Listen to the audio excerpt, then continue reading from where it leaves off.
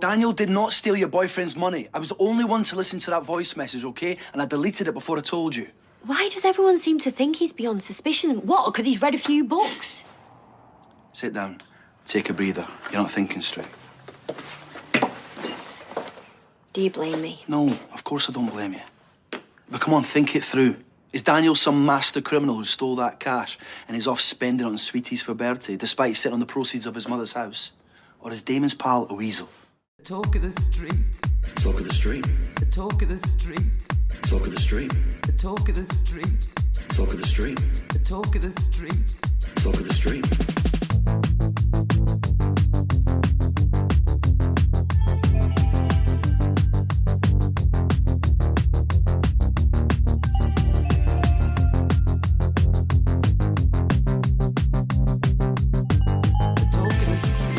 Hello and welcome to episode 328 of The Talk of the Street, an unofficial Coronation Street catch-up podcast that had a meeting with my financial advisor this week and my entire pension portfolio has been shifted into Weatherfield Crowbar futures. I'm Gavin. And I am full of barbecue chicken. Ooh. The nature's finest barbecue chicken. Yes.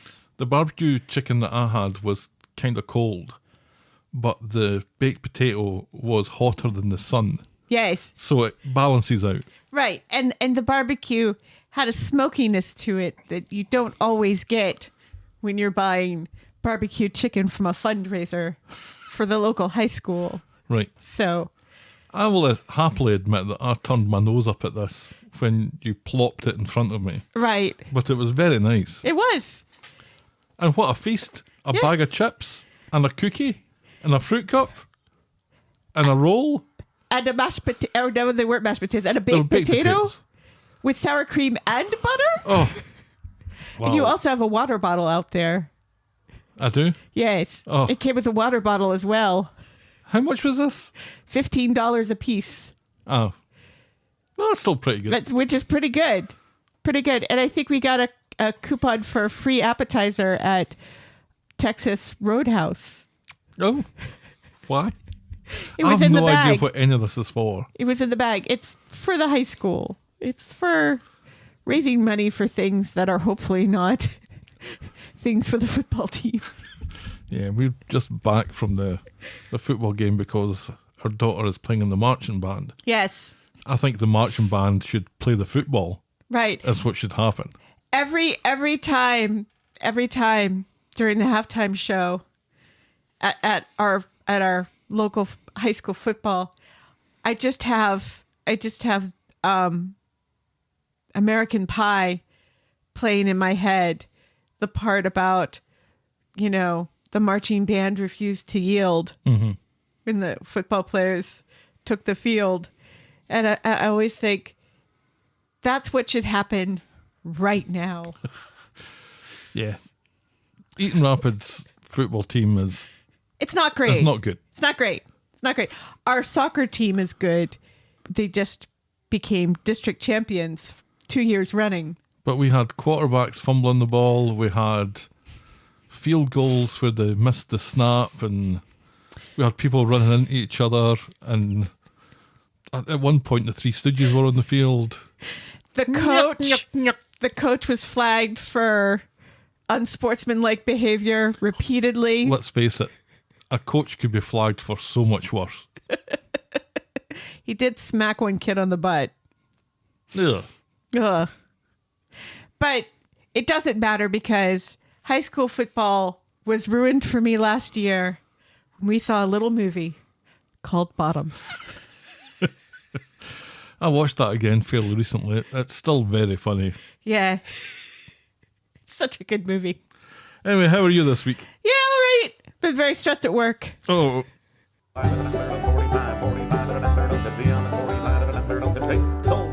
A stressed auction talk. Yes. Yes, because I needed to finish a movie. I needed to finish a movie at work. I had to finish an auction at work. Isn't that what you do, though? That is supposed to go up on Sunday. And then immediately afterwards, on Tuesday, I have to be at work at 8:30 in the morning to jump in a car and go to Linden to catalog a Star Wars collection. Oh, Poor you. This is your heaven. Where's London? It's like up by Fenton. Where's Fenton? That way. You're just flailing in a direction that could be north, that could be east. That way. I'm not driving. It's fine. I went to Grand Rapids this week to cherry pick books for an auction, which was quite exciting. I know There where were that is. really good books and stuff, and a really nice house that I thoroughly enjoyed going through. You know, it's a house that had a library. So. Oh, fancy dancy. Yes, very fancy house in a very fancy neighborhood in Grand Rapids. Would you believe? I can't tell you how many times I've had to zoom out of this map before I've seen a town that I recognise. It's near Flint. Yeah, that sounds about right. Well, It's not really near anything. no.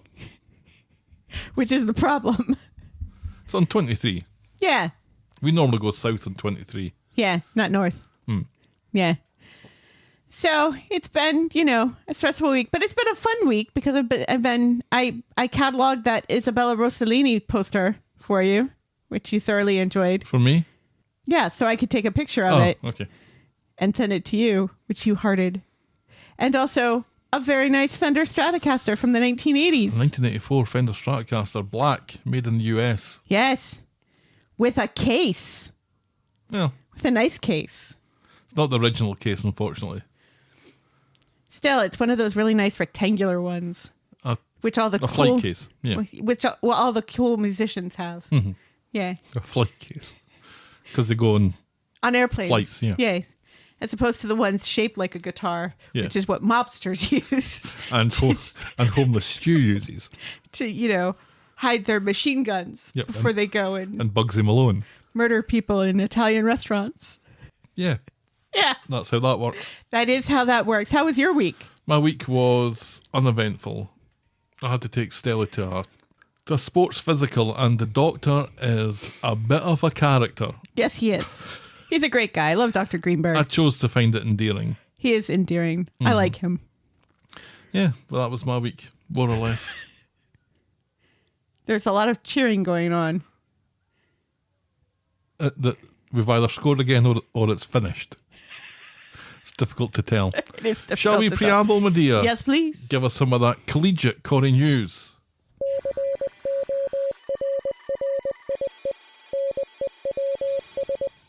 We're not shy about our love for Vicky Myers, are we? No. No.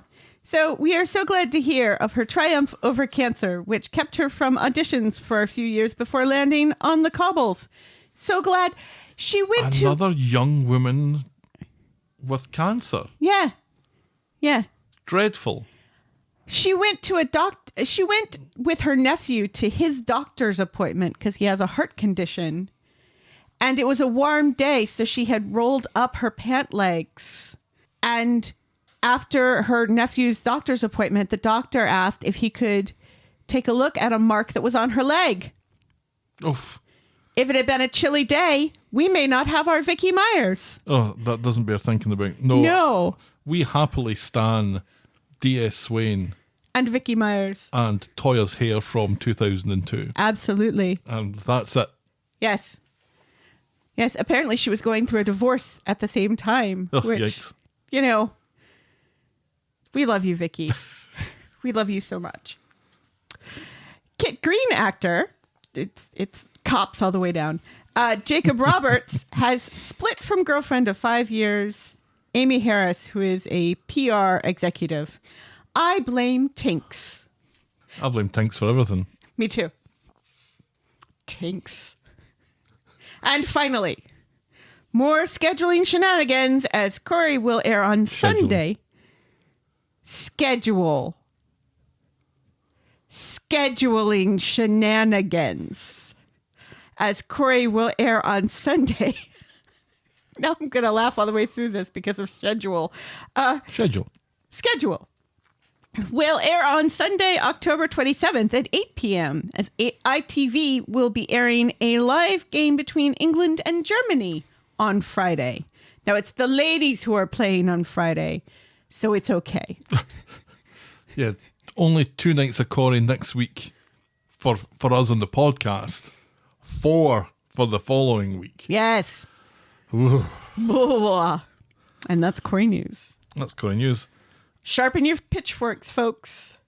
There's more scheduling shenanigans. The ladies are playing football. Yes, the lionesses. Lionesses.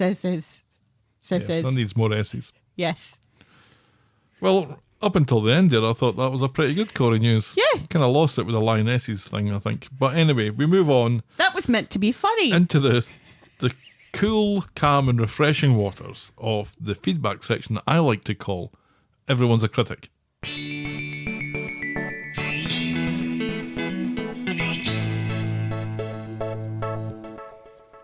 Red Day on YouTube. Who is Stephen on Twitter? And what is he on Facebook? I don't know what is on Facebook. Okay. He writes to say, I like auction talk, Helen. Thank you. Ready, Stephen? Stephen, ready? And then he asks, how much do you think these would go for? Oh, no. And he sends me a Did picture. he send a picture of his balls? No. Why do you think he's selling his balls? I don't know. My mind it just immediately goes to dirty. Why do you think our listeners would send in photographs of their balls? Please don't do that, listeners. No. I don't like looking at my own balls, never mind looking at anybody else's. You have very nice balls. Thank you. You're welcome. They play tunes. I do. This is a photograph of some underpants. They're Hunterpants. They're underpants which have written on them, remember Pearl Harbor, don't be caught with your pants down. These are World War II underpants. How much do you think they'd be worth, Helen? Just a ballpark figure. I'm sure Red Day Stephen isn't going to hold you to it. Those are hilarious.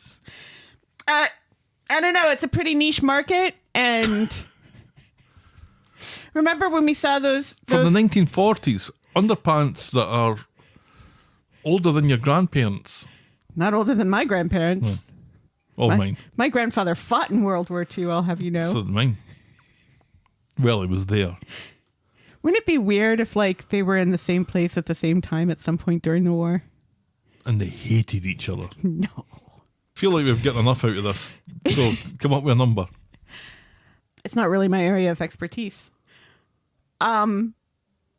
They look clean and they look like they're in good condition. They don't look like they were ever worn, which is good. They're ladies' Hunterpants because they have lace on them. $125. What? I'll give you 40.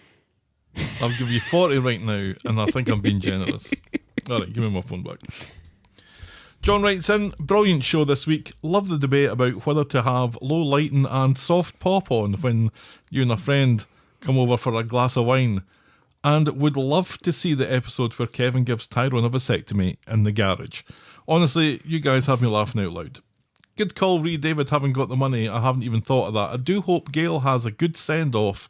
But I'd love to see her leave independently without a man involved. What a good shout, John. Yes. Sounds dark, but I hope Jessie is scamming her so we get one last disastrous Gail relationship. But then she realises she's better off alone and fucks off to Thailand. Keep up the good work. Thank you very much, John. Yes. Martin writes, the problem with building up a huge Who Killed Joel storyline is that nobody really cares as he was such a lowlife. And I think this is the problem with this storyline all the way through. It's like we didn't really care about Racist Kelly either. Right. It was the characters that she brought into the storyline that we cared about, like Roy going to prison and stuff. Right, yes. Yeah. And Dee Dee. We care about Dee Dee. We will talk about this in some detail, I guess. Yes. Later on. And also, well, I'll say it later. And finally, Cheeky writes, where do I even begin? Why in the world would Mason's brother want the keys to the Platt House? Now, we were talking about this at the football game. Yes. I don't know that was Mason's brother. I don't think it was. I'm also very confused about the identity of Mason's brother because the guy that was with him, that was his brother at the court, is different from the guy who was sitting in the car. He had brothers. Yes. Though. So yeah. I think it's conceivable that they weren't the same person. Right. But I don't think this other guy is his brother. I think he is someone who works for Harvey or for Damon who needs to get into Sarah's house to try to find that money, which is not going to be there. I'm prepared to be wrong about this, but I didn't see it as the same person either. No. Cheeky continues, I believe the writers are definitely setting it up so that Lauren can get together with Max. I would agree with that. Sam cutting his hand, trying to get Leanne and Nick to talk is something that I saw coming. I don't think those two will ever be on the same page again, and I'm perfectly fine with that. Yep. Both of them are as bad as each other. On to the Joel mystery. The misdirect with Ed and Ronnie was well done. My problem lies entirely with the idea that the other person that we saw in the flashback this week is the actual culprit. Yeah, I don't think she is. But it makes sense. Person scorned and all that. But is it setting up for that person's exit? Who knows? Better not. Because that's the only way I see them getting out of what they've done. Also, I'm genuinely okay with the fact that Gemma is still taking a long time to grieve. I'm okay with that as well. Yes. The death of her twin is devastating and she can take as long as she likes. Lastly... Yes, but it shouldn't be Chesney's decision. No. No. Nothing should be Chesney's decision. Lastly, I'm going to leave things on a happier note, which is I'm shocked by how tall Lily has become. She really has sprouted. She's almost Jack's height, I think. She's almost Max's height. Right? Yeah. You don't see her for weeks and months, and then when you do see her, she's typically grown. Yes. I guess that's kids. I guess so.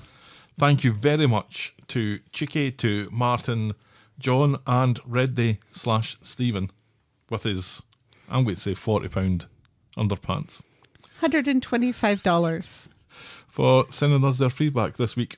The feedback is always welcome. Send us your thoughts, and I will probably read them out. Get us at thetalkofthestreet@gmail.com, or our DMs are open at Corrie Podcast. Please note that we reserve the right to edit feedback, but only in the interests of brevity. And I went to the post office this week. I got the Talk of the Street added to the list. So, fingers crossed, I think our P.O. box is working again. So you can send us feedback to the Talk of the Street, P.O. Box 12, Eaton Rapids, Michigan. That's Eaton with a T. 48827. Let's try it again.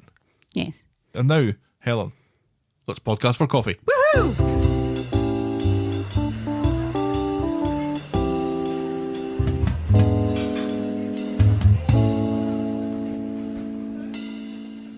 Drum majors, are you ready? Then hit that motherfucking button. Woo! Yeah! Friend of the podcast. Did you shorten that? No. Did you edit it? Nope. It seems shorter this week. This is familiarity. I still think it's at least 3 seconds too long. The guy's voice comes in late. So late that you think it's not going to happen. And I think that's what makes it sound longer than it actually is. It's 11 seconds. It should be 8. Anyway, we have a new friend of the podcast. Woohoo! Welcome aboard, Colin Burt on Patreon. Welcome. Patreon. Colin Burt. Or as that one guy on the music podcast I listened to from Chicago says, Patreon. Patreon. I like that. Thank you very much for signing up, Colin Burt. We very much appreciate it, don't we, Helen? Yes, we do. The Talk of the Street is and will always be free on your podcast provider and on the YouTubes. If you think a show is worth anything more than the time it takes to listen to it, and if you want to show your appreciation, you can buy us next week's coffee by going to ko-fi.com. That's ko-fi.com/the Talk of the Street. You can also sign up to be a friend of the podcast through the same link, where for as little as $2 a month, you can get a mention in the closing credits of each and every episode. And as Colin Burt found, we also have a Patreon site where you can also show us some love. Sign up there as a friend of the podcast at patreon.com/the Talk of the Street. But remember, you can always support the podcast for free and get us in front of new listeners by liking, subscribing, rating and reviewing wherever you get your podcasts. And we will be very grateful. And we will. Thank you once again to Colin for signing up. That's 19 friends of the podcast that we have. That's more friends than I have in real life. That's not true. You just don't count all of them. Hey, look. You were right. $45. Oh! $45. Yes, man. I offered 40 so I can make $5 profit selling that on. That had additional writing on it as well, didn't it? Yeah. It didn't look as clean. No, there's a massive skid mark down the middle of it. Somebody who was clearly in the war. No, but see, this also says U.S. Army and has palm trees on it. But no lace. No lace. So maybe you can make $50 off the yellow ones with the lace. Mm-hmm. So we reckon about $50 there. Yeah. Okay. Shall we dive in, my dear? Yes, please. Our first storyline this week is our last storyline. So our second storyline is where there's smoke, there's hope. There was only Yeah. 3 scenes this week Right, for this yes. storyline on Monday. And Hope doesn't appear in any of them. No, she doesn't. Fizz is trying to get the girls out of the door for school. Ruby's already gone because she's still in a foul mood. And Hope is feeling poorly. So Fizz, walkover that she is, allows her to stay home. Now, they had a visit from Mrs. Crawshaw last week. And this week they get a visit from Dr. Gadas. Yeah. Their doctor does house calls because it's the 1970s. A home visit from a doctor. Yeah. It's pretty shocking. You'd think that, at the very least, it would be a telehealth appointment over Zoom or something. Mm-hmm. Or No. most likely nothing at all. They get Dr. Gadas to leave her office and come to their house. I guess it's just across the street, but even so. Is it? Yeah. The medical centre's just round the corner. We never see the medical We center. never see it anymore. No. That's where Moira still is, I think. Oh, Moira. I hated her. Loved Moira. Hate Moira. She was so funny. She was terrible. She was so funny and She was random. not funny. If you're a fan of Moira, like me, you can enjoy a Moira Superb cut that I put together that's on our YouTube channel. It's like 20 or 30 minutes of all the Moira scenes. Some of them with Vic Reeves. Anyway. Anyway, Dr. Gaddis comes over and diagnoses an infection. Well done, doctor. Prescribes some antibiotics and Prozac. She blames the vapes. Yes. As is probably what has happened. But in a strange little occurrence on Monday, Monday's episode spanned like a day and a half. Right. Because we went into the next morning, where Fizz didn't think that raising kids would be this hard, but is grateful to be doing it with Tyrone. Yes. She's drunk already. And that's all that happens in that storyline this week. It's so she could be equally terrible with someone. This was supposed to be Hope's first day back after her suspension. Right. And she's off in the sick. Yeah. But she is genuinely sick. Dr. Gaddis said so. Yeah, I don't know that counts. I think you would still go back in your first day, whether you're sick or not. My mum would definitely have sent me back. Yes, but your mother sent you back to school in the 1970s. The 1980s. The 1970s and the 1980s. You were school age in 1978. She would not have sent you back in the post-COVID 2020s. I think parents are a bit more. I think everybody is a bit more concerned about germs and stuff and recognizing that maybe you shouldn't go to work and school sick. Yeah, quite possibly. That's all that really happens in that, I guess. Yeah. There's probably more to come, but it wasn't this week. Yeah. So next storyline is exit story for a soap legend.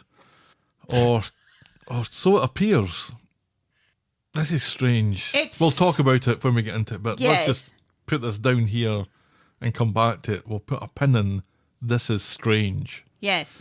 On Monday, Sarah storms round to the lawyer's office to accuse Adam of stealing Damon's money. Have we met? Asks Adam. Yeah. He denies it because he was the one who wanted nothing to do with any of this. Wait, how is... Oh. I thought we were going to be talking about Stu. Never mind. No. Stu's not the soap legend I was talking about. He's the one who actually left this week. Yeah. But this is the exit storyline for a soap legend. Adam denies it, and he says that he only told Daniel, and Daniel's hardly likely to take it. Most likely it's Damon's bent mate. And reluctantly, Sarah tends to agree. So who the fuck took it then? I know.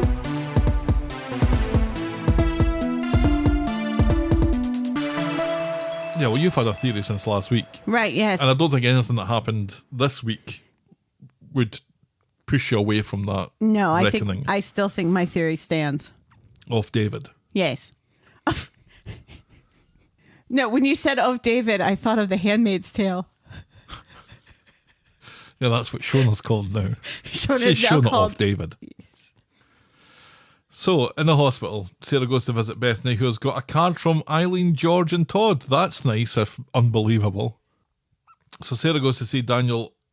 Oh no. Bethany explains how she sent Daniel packing, and she seems a little bit in two minds about whether this was a good idea or not. Yeah. And Sarah seems to be even thinking that maybe she was a little bit hasty.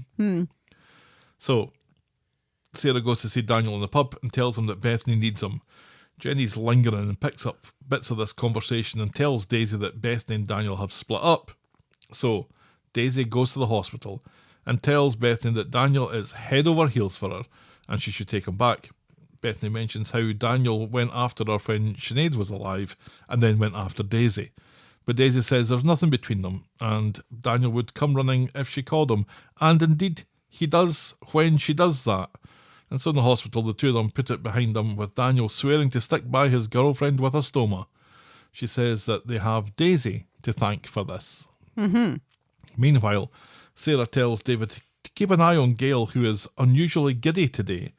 At number 8, David is shocked to find Jessie in the kitchen making Gail breakfast in bed. It sounds like Jessie is making plans to stay in the area and has got a house sorted out in Oakhill. Oakhill? Yes, Oakhill. Oakhill. Are you going to hit the Oakhill button? No, am I going to do that? I don't know. Are you? Looks like I'm about to. Ooh. Oakhill. Oakhill. Oakhill. Oakhill. Oakhill. Oakhill. Oakhill. Oakhill. Oakhill. Oakhill. Oakhill. Oakhill. Oakhill. Oakhill. Oakhill. Oakhill. Oakhill. Oakhill. Oakhill.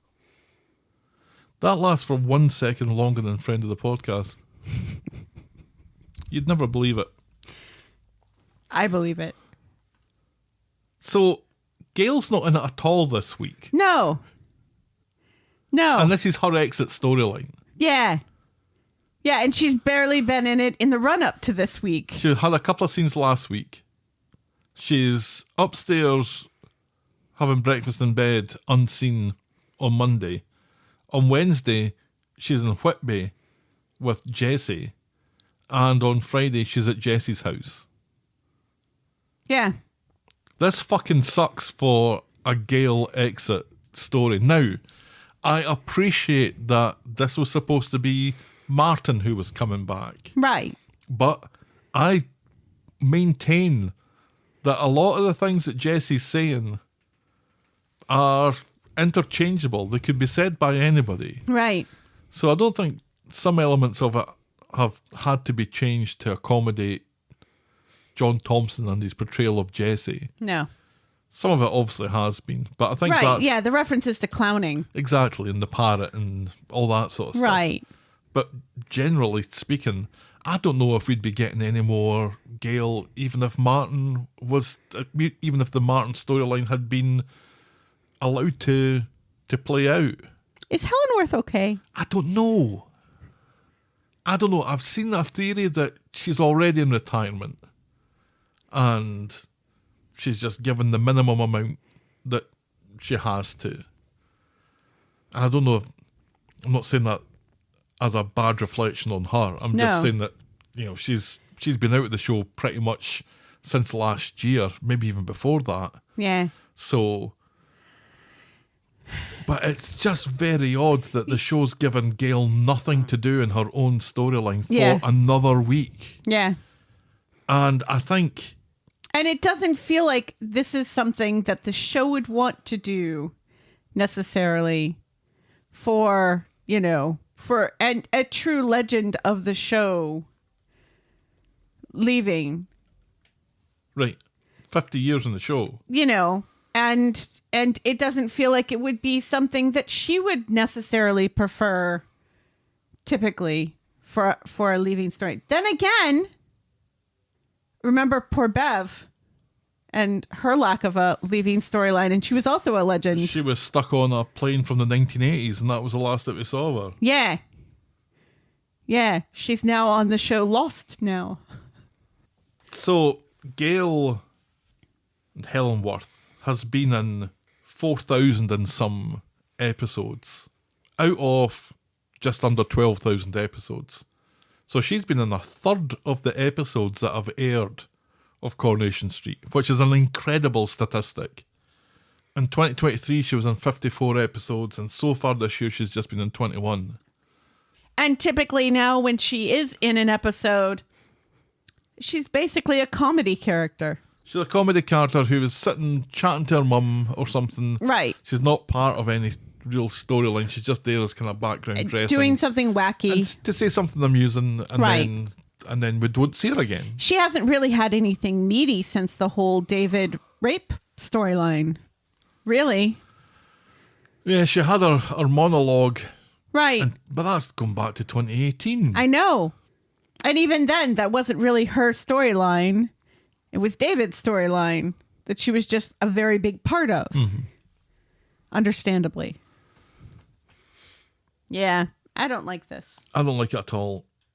I want Gail's character to be celebrated. Yes. And do you know what? Maybe it will become that at some point. Yeah, and Well- I don't like kind of the insinuation this storyline is giving that Gail does not care about her family being homeless. Right. You know, because that does not sound like Gail. No, and the fact that we'll get to it. Yeah. Because there's other parts of the story that again don't make an awful lot of sense given Gail's character. Right. So on Wednesday, David is going through his finances, trying to figure out how he can buy number 8 back, which is what I said last week. Yeah. David should buy it. If Yes. he doesn't want to move, doesn't want to leave it, Yeah. he should buy it. Jesse comes in looking for Gail's pack-a-mac. The two of them are going to Whitby for a Dracula-themed day out. And later, Sarah comes in, and she and David gossip about Jesse, but David is distracted by a knocking noise outside, which is, oh my God, it's a realtor. And I couldn't for the life of me remember what a realtor is called in the UK. It's an estate agent. Right. Oh, dear me. Anyway, this estate agent is hammering a for sale sign into the front garden. David's like, what you doing? And she says, is that a trick question? Right, yeah. Brilliant. She's hilarious. I love her. I love her already. She's hilarious. And let's say just now, David was also hilarious this week. Yes. David is typically hilarious. Yeah. And I think, but in a week like this week, we needed David more than ever. Yes. And his hair is looking fantastic this week. It's very whooshy. It does not look like he just rolled out of bed like he did the week before. Which is ironic because he spends most of this week in his pajamas. Yes, it's hilarious. He's pissed off because Gail promised him first refusal. And I'm like, yes, of Yeah. course, Gail would absolutely do that. Yes. And Why wouldn't she? Right. Yeah. She's And- paying money now for an estate agent to come round. Right. Yeah. She would absolutely give him first refusal and give him time. And also, if she couldn't, she would let them know. Mm-hmm.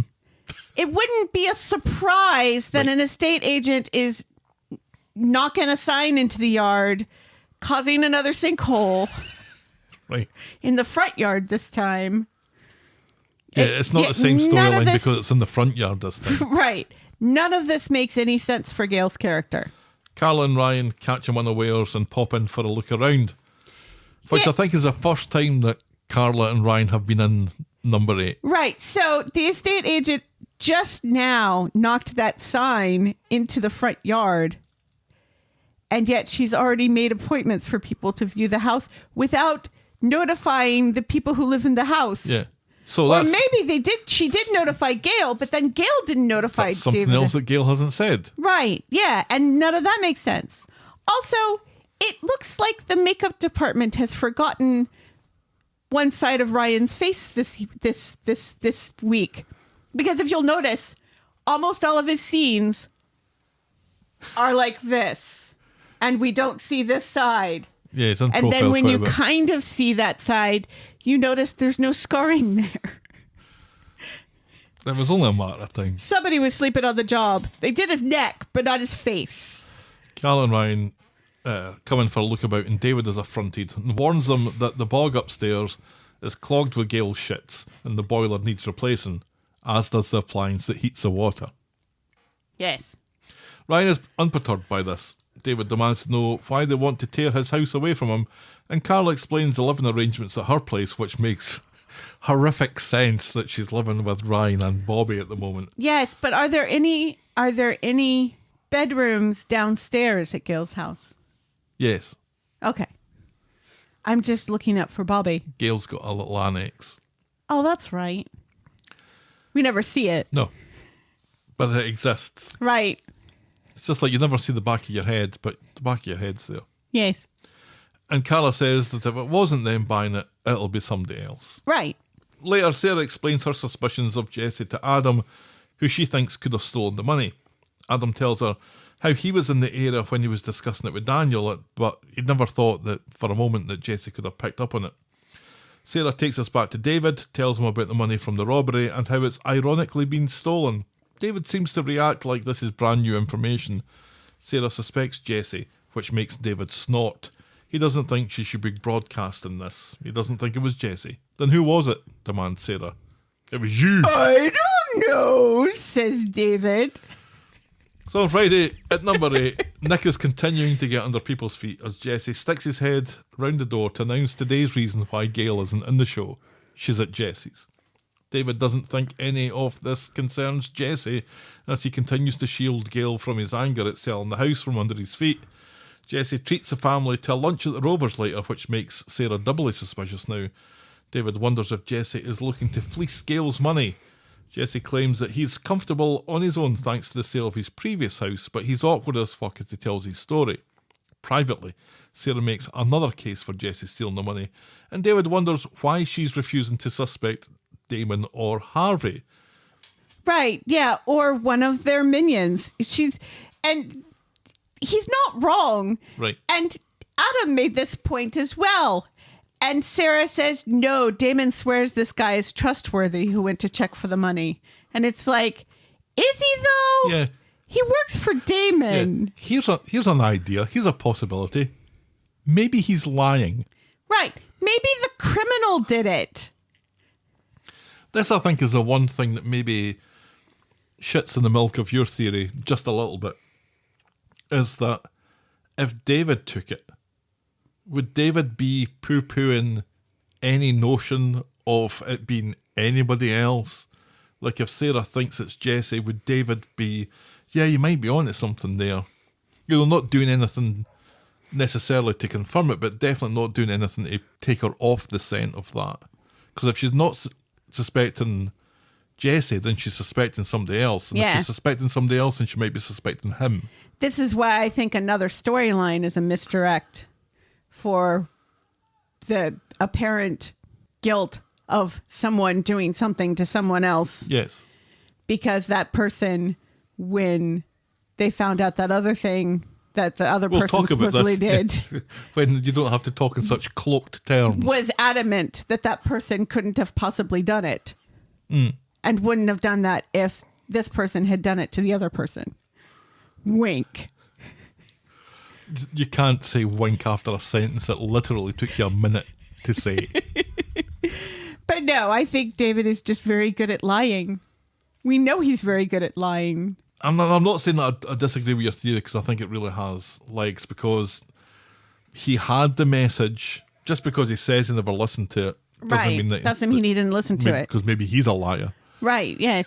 But if he did listen to the message, then they got the address and they got the PIN number. Right. And that's something that nobody else in this equation has, i.e. Jesse. Yeah. Yeah, because Jesse overheard where it was. He didn't overhear a PIN number. Right. Because Adam's not that stupid. Right. Daniel, maybe. So Jesse's coming back from a shite and he makes a hurried excuse and leaves. So Sarah follows in hot pursuit. And I'm going to say, very hot pursuit. She's not even wearing her leather skirt. She's wearing a very cozy looking jumper though. And I do like a cozy jumper. I'm wearing a cozy jumper right now. Yes, you are. Jesse, though, is just hanging around like a pervert at the tram station, and Sarah sees him embrace another woman as somebody else is watching her. Yes. She screams as she bumps into this other person. It's a man with a hoodie, and her bag falls because Right. bags fall when you bump into somebody. Yeah, that's why I wear a backpack. And he helps to pick up the pieces from it. Yes, And this suspiciously. This attracts Jesse's attention, and she accuses him of doing the dirty on Gail. But this woman is his ex, whose name I can't remember, but I think was mentioned. Karen? Sure. And Jesse says it was just a hug. Sarah isn't convinced, and the ex doesn't know who Gail is. And again, Jesse behaves kind of suspiciously by saying that he's not with Gail, but then says, I'm with Sarah's mum, who's Gail. Right. But the other woman He doesn't seems to say- think it's Eileen.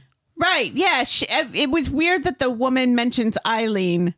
Because I'm sure he's talked about the whole Eileen thing in his past. Maybe. But it is weird that this woman immediately goes to Eileen, considering, the whole sister thing. Right. The ex doesn't think that ink has dried on the divorce, and Jesse's already off for a dirty weekend in Whitby.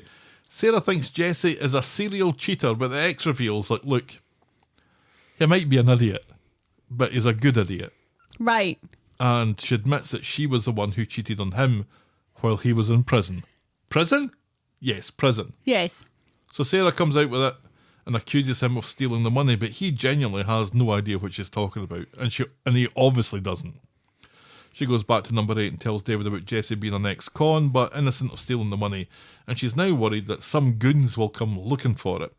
Outside, though, the man she bumped into, possibly Mason's brother, is lurking and seems to have stolen her Sarah's keys. keys. Dum dum Dum. dum. That was definitely worthy of a dum dum dum. And that's as far as we get with that this week. Yes. What do you make of Jesse? We've had a couple of weeks of him now. Has he murdered Gail? Is she dead in his apartment in Oakhill? Well, I don't know that I was wanting to say this theory out loud, but now that you mention it, I wonder if they've changed the entire thrust of the exit story, and maybe Gail does die now. Maybe he murdered Gail for her money and, and also the money from the sale of the house. Because it is very sus that he keeps showing up. And also that it is... And David doesn't get to speak to Gail. No. And he says that Gail is ignoring him. But David also says that, she's not replying to his texts, but she is posting pictures on Plat Chat, which she wouldn't be doing if she was dead. This is true. So I'm very confused. I don't know. I kind of like him. He is an idiot and a goofball. He's quite funny. Yeah. Which is believable because he's a comedian. It is very weird, though, how much he's trying to endear himself to, the whole family. Like, when he's walking out of the pub and he waves at Max and Racist Kelly. And Racist Kelly said, "Who the fuck is that?" And Max says, "That's the guy stooping my grandma." Ugh.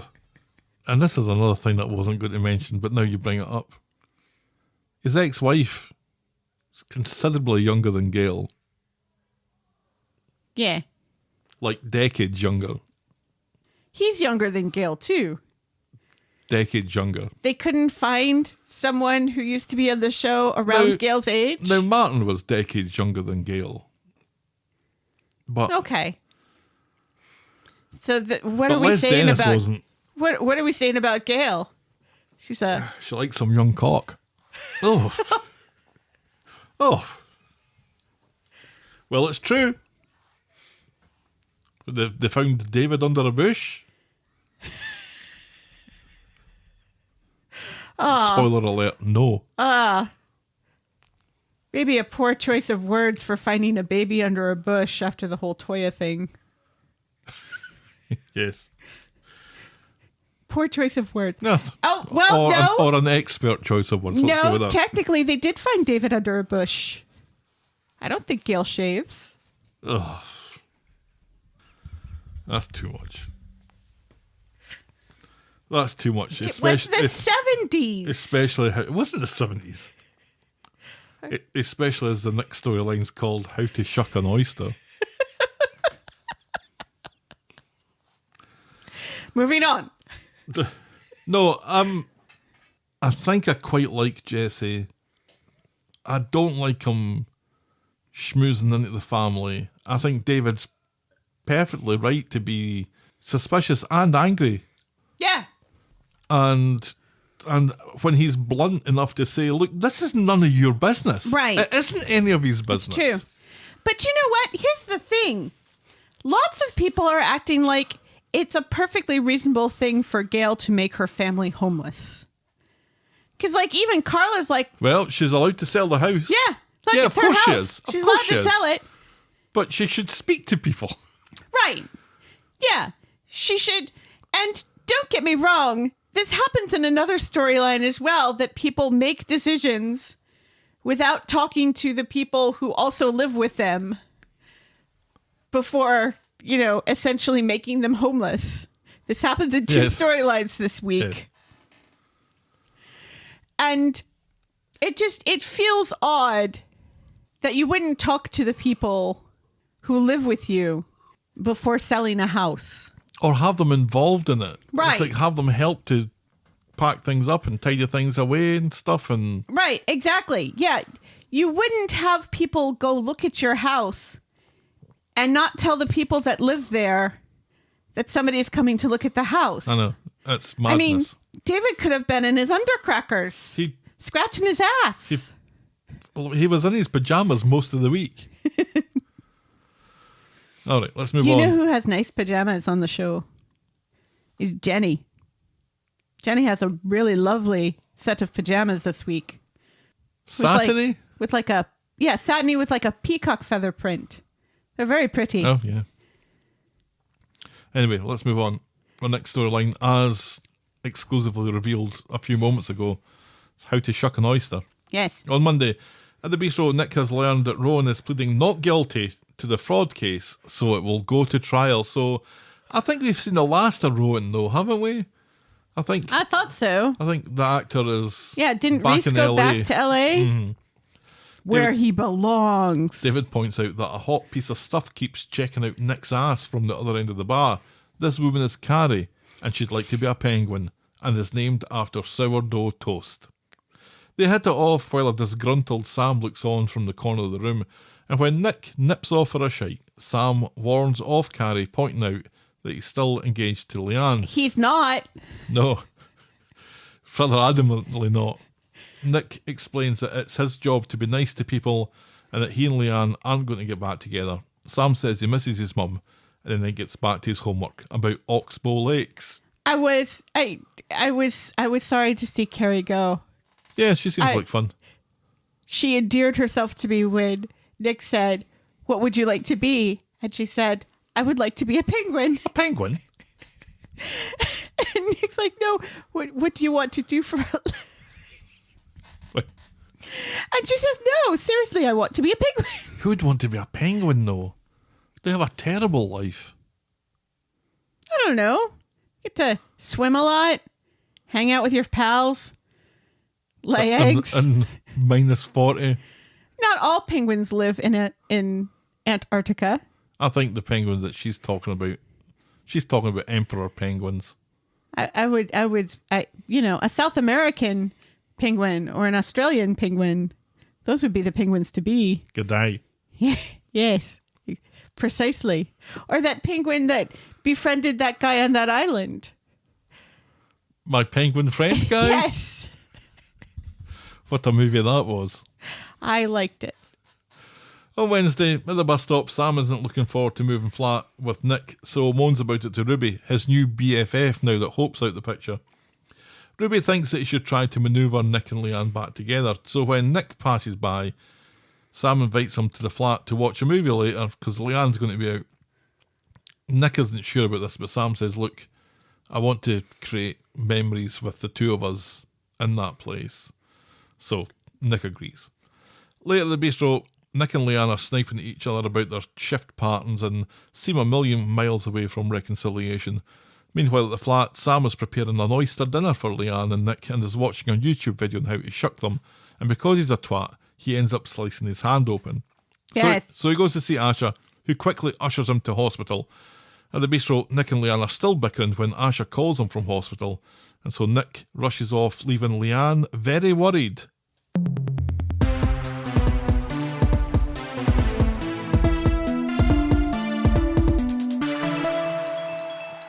So at the hospital, Sam will survive. He will survive. Yeah. As long as he knows how to live. But has 5 stitches in the palm of his hand. Oh, I didn't like that. Stitches on the back of your hand, sure. But stitches on the palm of your hand? Yeah, You're going to bust them open. It's a very sensitive spot. Oh, absolutely. I think that's why it is very much taped. Taped very, very well. Oh. He explains to Nick what he was doing, so Nick has to slowly explain to the fanny that he and Leanne are never, ever, ever getting back together. We are never, ever, ever And he says because getting back together. he got his hole with her sister. He doesn't go in that. Oh, yeah, detail. Sam says. That makes sense. Yeah. When they get back, Leanne is upset that Nick didn't update her on Sam's condition, and as he's apologising, she catches herself and suggests a truce, especially when Sam is around. It's a deal, says Yes. Nick. Yeah.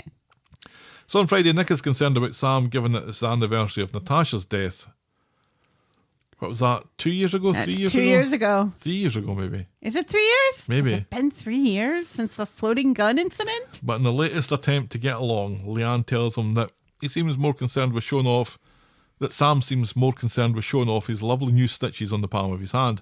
She also has an idea to make the relationship work. She thinks that she and Toya should move out and let Nick move back in.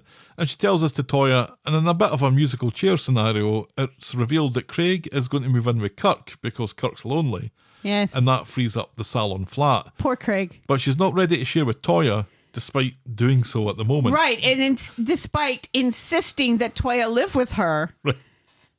She banned Toya from leaving a few weeks ago. Right. Yes. And now it's different.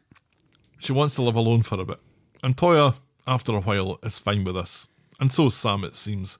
So they go home to pack, and there's a gratuitous mention of Les. He's wrestling now. No, Sam- I think he's going Or to at the the wrestling. Yes. And also getting drunk and then not replying to her calls. That's Les. Sam goes to Nick at the bistro and says next year he'll have the pleasure of celebrating the anniversary of losing 2 mums on consecutive days. Right. Yes. Well done, Sam. Nick insists that he won't lose Leanne, and Sam says, it's okay, I was just making a bad joke. And Nick says, because just look how Leanne thinks of Simon. And Sam's like, yeah, I know, I was just making a joke. Right. And Nick says, it'll be okay, you can see Leanne whenever you want. And Sam says, look, I was making a joke. Yeah. And that's as far as we get with that story. And Nick says, look, kid, you just tried to parent trap me earlier in the week. So I just feel like I need to reinforce things a little bit more to you. Daddy fucked Auntie Toya. All right. I mean, in fairness, people in soaps have been getting over worse and getting back together. Sure. So, but I don't want Leanne and Nick to get back together. No, I've kind of No. got over it. Yeah. I think the damage was done with the Institute stuff. Yeah. And then it was done with the Toya stuff. Toya stuff. With stuffing Toya. Right. With Nick's penis. Oh, thanks for clarifying. I'm sure nobody was filling in that blank. His sad penis. His sad, weepy penis. Ugh. His penis, which constantly apologized to Toya the whole time. Yep. As sure as an apology follows sex. Craig living with Kirk is... It's what should It's happen. just like the worst house in the world, isn't it? Yeah. It's got Craig in it and it's got Kirk in it. They deserve one another. Oh my God. The smell. Because neither one of them are hooking up with anybody. Their bachelor pad. I wonder how Kirk's singles night went. Yeah. I don't know. We never found out what happened Or is there. that just a euphemism for masturbating? No, because he invited other people. Well, this is Kirk It's we're just talking maybe about. wishful thinking on Kirk's part. Yikes. Oh, dear. But yeah, this is really just setting the final throes of the relationship, I Yeah. guess, and emotion. I was a little concerned that Sam's failure at the Parent Trap dinner would actually be the thing that would get Nick and Leanne back together. You know, both of them being concerned for Sam's well-being. Yeah, when soap characters start to be civil to each other after a big argument, you kind of think, oh, we're moving all the pieces back to their starting positions Right. again. But then that's not what happened to Toya. Leanne just realized that she's being a bit of a cow and that maybe she should back off a little bit for Sam's sake. Right. You know, although Nick does not explain to Leanne what Sam was doing with oysters. The aphrodisiac oysters. Right. Yes. That was hilarious. Sam and Ruby tried to figure out what an aphrodisiac is. Yes. That was great. I want more of the two of them together. I They're think quite that cute they're together, cute. aren't they? I think they're very cute together. I think they're better together than Sam and Hope ever were. Yeah. Their heights are better. And they're also kind of the same Yeah. temperament. Yeah. They don't set fire to things. Correct. Or vape. Or, you know, get Shut up heroin. condoms from Dr. Gadass No, they don't do any of those to things. preemptively because you think you're going to have sex with a one-legged kid. Oh. So, That the show has forgotten is a one-legged kid. at Stelly's physical today, Uh-huh. I was sent out of the room for a short period. Yes. And when I came back in, I said, did I miss anything fun? Just to say something. And Stella says, no, doctor was asking me about smoking and drinking and drugs and sexual intercourse. And I went, "Ah." And suicide, probably. And bullying. And the doctor turned and said, and that includes oral sex. Like, ah! The fuck are you doing? And the doctor says, you asked. Ah! Like I said, the doctor's a bit of a character. He is. And wouldn't you rather the doctor have that conversation with Stelly than you attempting to have that conversation with Stelly? I just can't. I can't. All right. Shall we move on? Please. Our next storyline is German stew. Would that be no, that wouldn't be a Brunswick stew. Or a goulash. It wouldn't be a goulash either. No, because that's Hungary. What other things wouldn't it be? It wouldn't be a chili. No. Not even a chili con carne without rice. On Monday, Stu's back from the cash and carry and interrupts Mason as he explains that he's found a new place to live that also avoids being near his brother. That is near his brother, but if he goes a different way, then Yeah. he'll avoid them. Stu still thinks it should never have come to this, and he's decided that he might not bother coming back from Germany. He reckons that Yasmeen's heart isn't in the relationship and he misses his own company. Imagine saying that. I'd rather be on my own than with you, But is what he's saying to Yasmeen. I thought he meant that he missed the company of people like him. No, And I'm like, do you mean people in prison or homeless people because there are probably websites for both. or bad musicians? I'd rather be on my own than with you. Fair enough, says Yasmeen, and she reminds him that his passport's on the table. They go for an awkward drink where Yasmeen feels obliged to tell him to keep in touch. He tells her that he couldn't have coped without her support. Yasmeen says that she's proud of him. He has a chat with Mason at the bar about how cooking has been the saviour of many a miscreant. So Stu grabs his small bag and his guitar. She makes sure that he takes that fucking guitar. And he hugs Yasmeen on the doorstep. But by the time he's walked to the end of the path and he's turned onto the pavement, she's already fucked off back inside and closed the door. That was terrible. Hazel on Twitter said she'll have the bed stripped before he reaches the bottom of the street.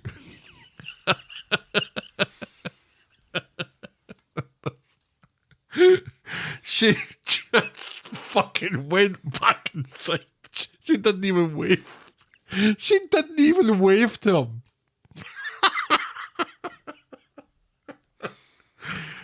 And he puts on his wee hat and he walks off, getting a tram to Germany.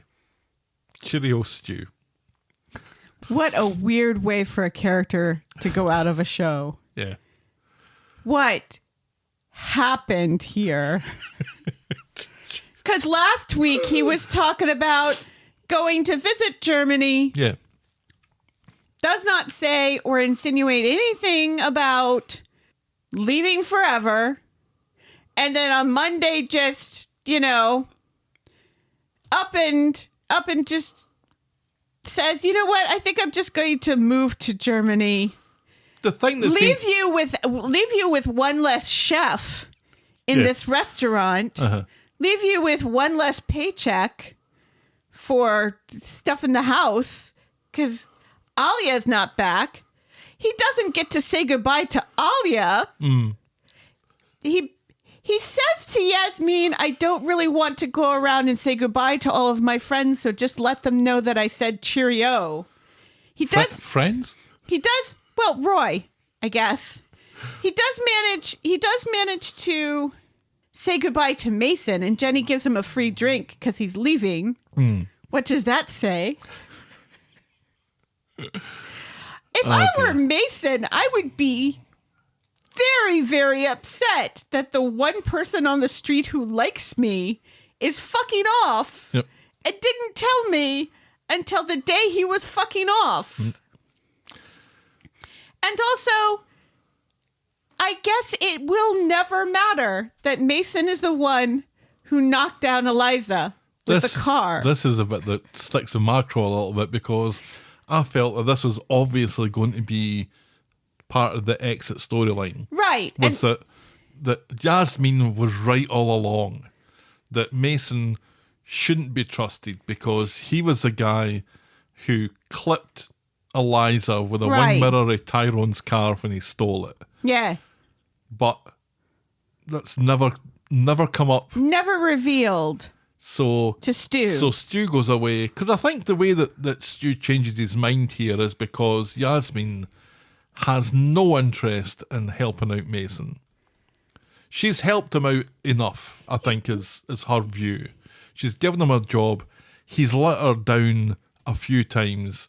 He's the cause of a brick going through the window at number 6. And when Stu says it should never come to this, I think that's a dig at Yasmeen for not accepting this rehabilitation plan that he had for Mason. And so on that level, he and Yasmeen are on completely different wavelengths. Yeah, but if that was the case, why would you then leave the country if you know that you are the only one rooting for this kid and you're going to leave your partner because she's not rooting for this kid? And then you just completely leave him alone. And then your partner does not fire this kid. This kid quits. I think he quits not because he has another job, because I don't think he has another job. I don't believe that either.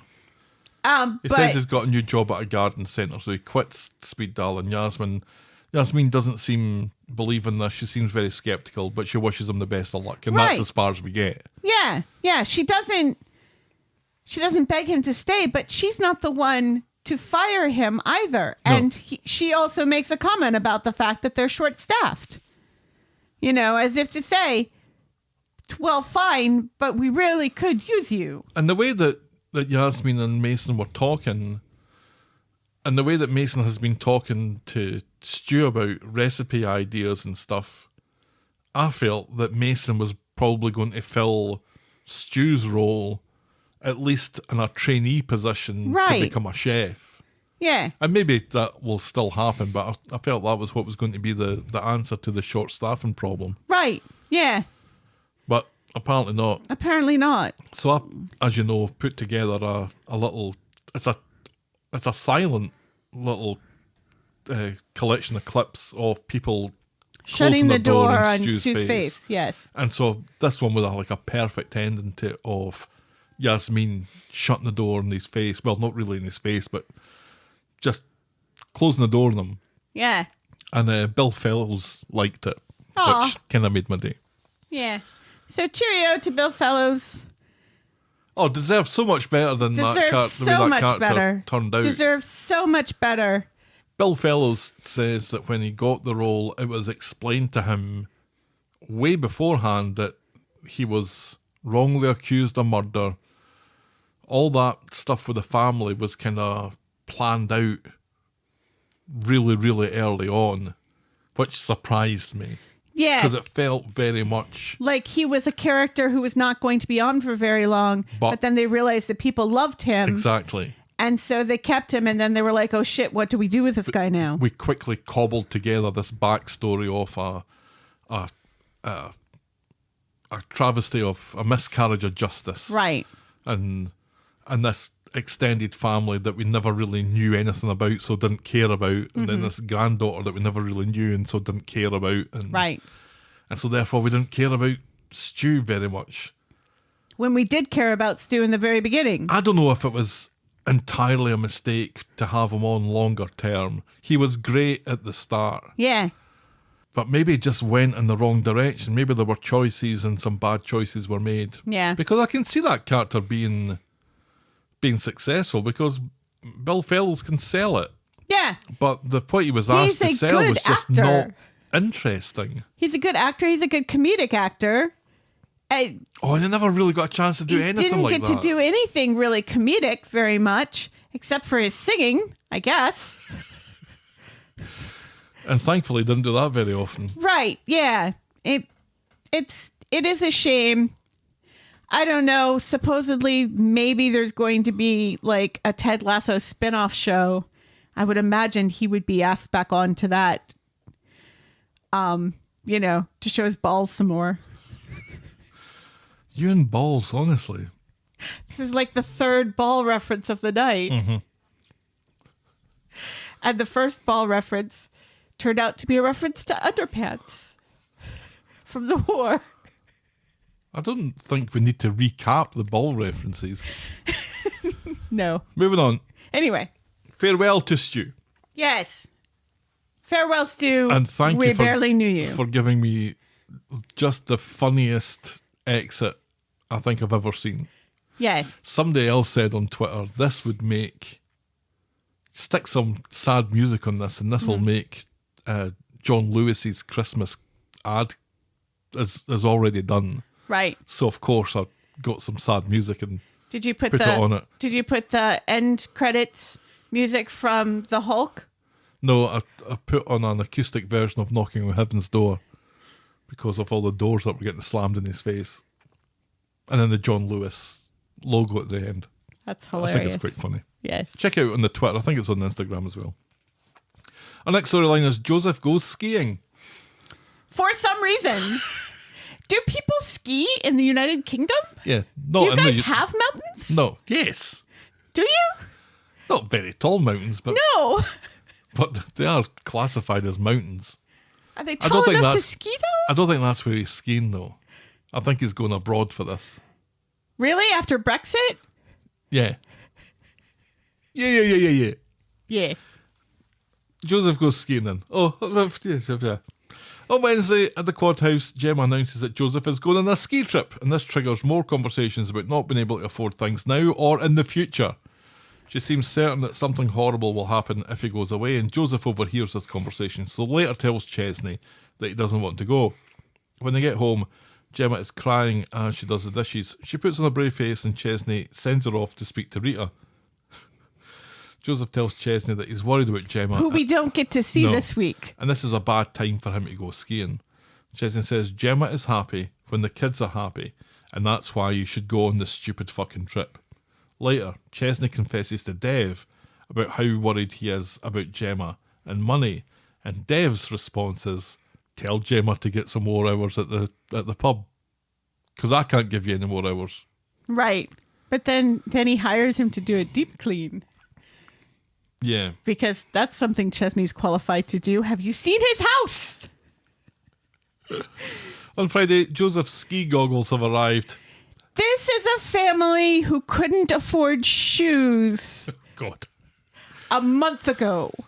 And Gemma stole a pair of shoes a month ago. But now we can send this wee boy off on a ski trip. Possibly to parts overseas. unknown, Yeah. and buy him cool ski goggles that barely fit his face. Chesney declares them as mint and tells him to keep his little wobble from yesterday to himself. At the Rovers, Jenny quizzes Chesney about Gemma starting back at work, otherwise she might have to start thinking about hiring somebody else to cover the shifts, and suggests maybe she even just does an hour or two here and there. Now, who works at the pub? Gemma, And, Ryan, Glenda, and, Jenny, Daisy, and. Sean. I don't think they're short-staffed. Do you? Thank you, Chris Anstey, for pointing that out. There's like 7 people work there.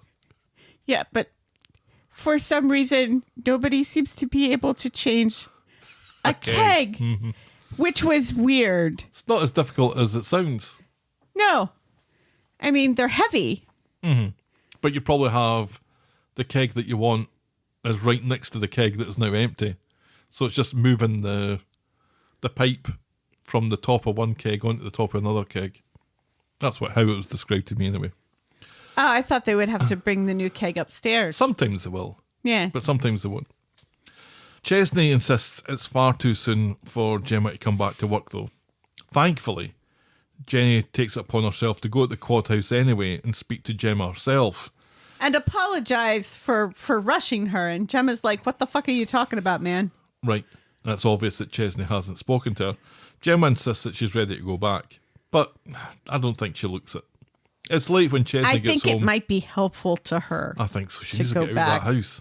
Yeah, I think sitting alone in that house with her thoughts in that onesie, which is not the unicorn onesie, Right. which is an imposter onesie, is not doing her any favors. I think I'm starting a list of things that Helen will never let go of. The floating guns at the top of it. The rainbow onesies there. The fact that they couldn't afford shoes is on the list. And who's paying for these fireworks? You're sugaring the desk again. I am. Jenny, I don't think was being No, unreasonable. she wasn't. No. It And just she sounded said- like Chesney was taking it very personally. Right, yes, because Chesney is telling people what Gemma wants without actually talking to Gemma about what Gemma wants. Yeah. Which is a very Chesney thing to do. Oh, 100%. And in the meantime, he's working 100 hours a week at a kebab shop. Right, yeah. It's almost as if he just doesn't want to go home. Right. Unless ski goggles are part of it. Oh. So it's late, which reminds me, we're getting very close to Chesney himself and Face for Brick Day. The wig's right Where's over my there. wig? It's right there on the basket. Thank goodness. Where's the fake brick? Oh, I gave that to somebody for a reason. Somebody needed a fake brick for something. Somebody needed a fake brick for something. Yeah. Really? Yeah, a kid came at the door and said, Mister, have you got a fake brick for something? And I said, actually I do, for Chesney himself and Face for Brick Day. So I rushed in, I picked up the fake brick, Was it wee Gavin next door? ran back to the door, but they'd gone.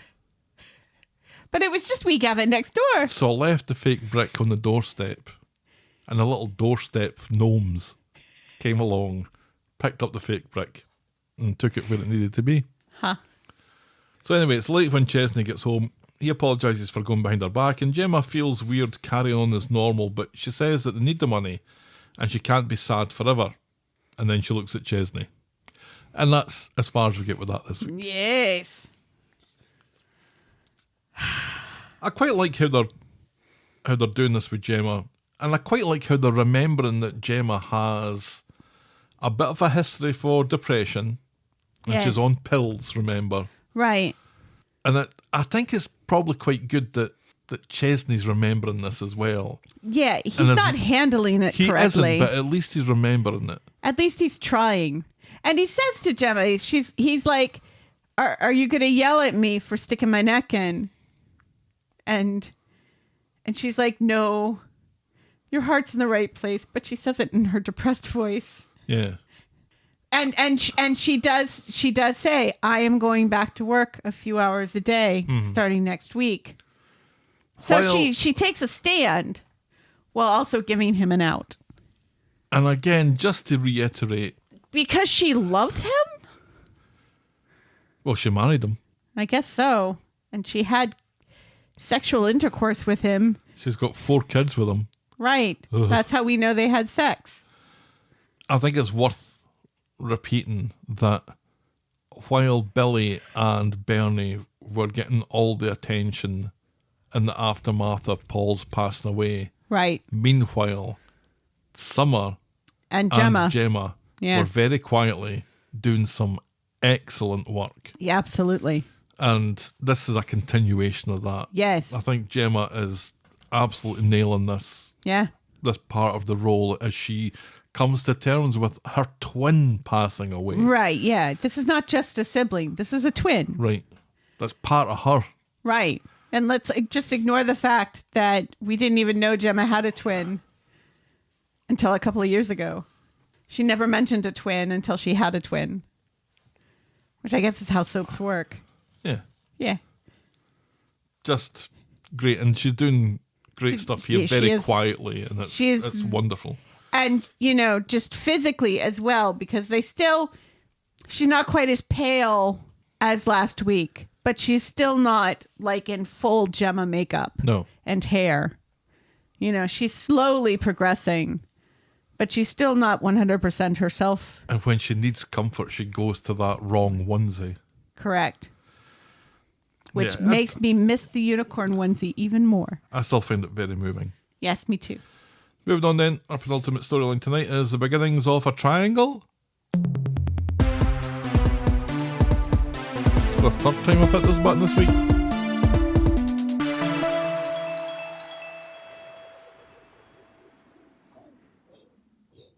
That's the helicopter landing on the top of the hospital. That's right. On Wednesday, it's good news at the hospital as the doctor thinks that Frankie can be discharged in the next week or so, and this seems to freak out racist Kelly. As it would. She's distant about it while Bobby thinks it's great news and that they should celebrate with a cake. He tells Max to bring a knife to cut the tension in the room between them Right, yes, and also the cake. because racist Kelly is being a mardy cow and is taking it out on Max. And Bobby. But she's worried that she'll be incapable of looking after Frankie on her own. Half an hour later, Bobby gives her a confidence boost and says that she wouldn't be doing this solo because she has him and Max. In the pub later, Max and Bobby chat about racist Kelly. Bobby admits to still having feelings for her and swears that there's something between them, which makes Max look shifty. Right, yes, because there's something between Max and racist Kelly as well. Yes. So on Friday, Bobby's at number 8 talking about his feelings for racist Kelly while Max has his nose in his phone texting Maria about a salon emergency. Has somebody died? Says Bobby. Bobby! Bobby! Phone! Max thinks that racist Kelly's too fragile for this sort of thing, so Bobby decides to take up residency, comfortable, in the friend zone. Hate that term. That's as far as we get with that this week. Yes. Well, this all kind of rolls into... Yeah, there's little bits in the Yeah. last storyline. Yes. It's weird because it seemed like Bobby was really kind of like, when she came back, was like, yeah, that has passed. Yes. And now all of a sudden, yay, Bobby's back. We actually get to see Bobby for the first time this month.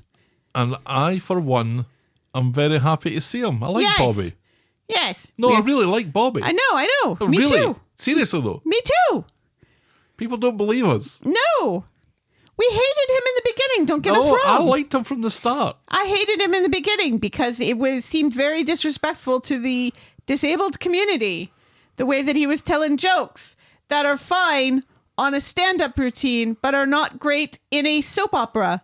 And then they calmed him down, and it was fine. He had a trumpet and he was very endearing. briefly. Remember his trumpet? Just in one scene, thankfully. Yeah, where he pulls a Ferris Bueller and pretends to know how to play the instrument and does it poorly. And then says, 1 lesson, and then drops the instrument. Oh, how we laughed. Yes. Apparently, Matthew Broderick improv'd that scene. No kidding. Yeah, I think Racist Kelly and Max are destined to be together. I don't know that I like it that much. No, I want Sabrina back. Yeah. Those two were good. They were great together. Well, and let's face it. Sabrina was great.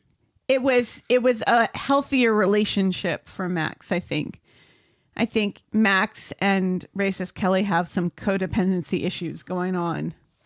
Yes. That are not healthy for either one of them. I would agree. Okay, our final storyline today is scenes from a flashback from multiple Crowbar purchases. Just rolls off the tongue. It does. On In an Italian restaurant. On Monday, at the Rovers, Kit is doing the crossword in the Gazette as Jenny pokes him for information With a pen! about Joel. Yeah, I'll do a crossword with a pen. That's confidence for you, right? At this, he gets a call from Tinks with an update. They found Joel's car.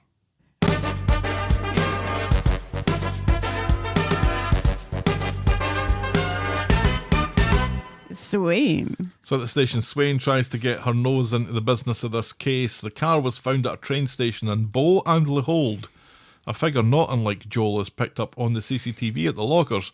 Tinker has also found that Joel's dad has been parking in the same spot recently, and sure enough, they pick him up at the lockers too, the dirty bastard. Not those kind of lockers. No. So they drag his dad in for questioning, and it turns out that he helped Joel rent a flat in Flint, not Flint, Michigan, for a year for 15 grand, and he left the keys in the locker for Joel to pick up, but Joel never came to pick them up.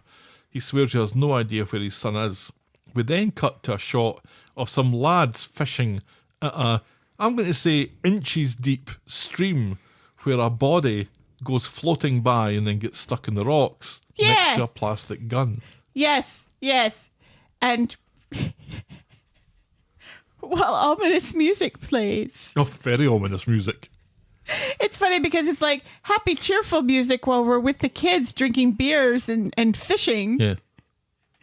And then we see an uppercut of something floating in the river, and the music suddenly gets very ominous as something floats down the river, because that's what bodies do. Yeah. They float in inches deep streams. Right, yes. That people are inexplicably fishing in. PC Tinker gets the news and tells Swain, and Kit and Swain in particular looks a bit like she shat herself.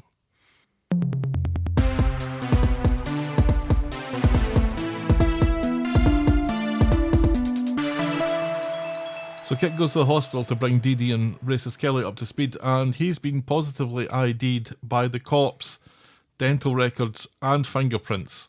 Looks like the 15 grand was Dee Dee's wedding money.